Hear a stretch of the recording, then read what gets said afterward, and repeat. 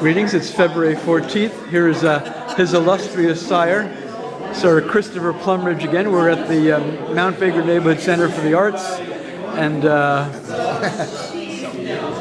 here we have the K Segan portrait of Chico Mendes, Brazilian rubber tapper, and environmental activist, who was murdered.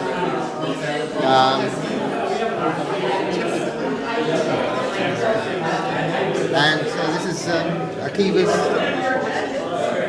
homage. that's right. And next to it is we have Ken Saro-Wiwa, another a Nigerian activist, Right. who was murdered by the government of Nigeria. Yeah. He was hanged.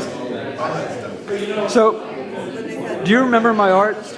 Christopher performed at the fundraising exhibit at Gracie's restaurant, or Ribs House on Broadway, Seattle's Capitol Hill, in January 1987. Do you remember that show? I do. And so you've known my art like across an enormous time span. It's 87, 97, 07, it's almost 30 years ago. Hard to believe. Really? So, anything you might want to say reflecting on the art back then and what I do nowadays?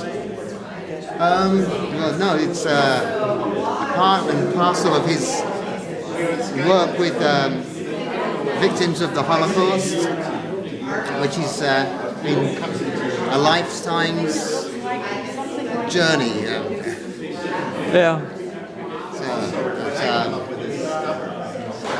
There were at the show at Gracie's. There was I don't remember if there were.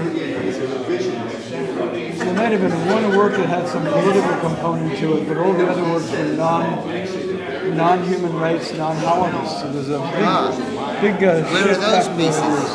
They're scattered. You sold them?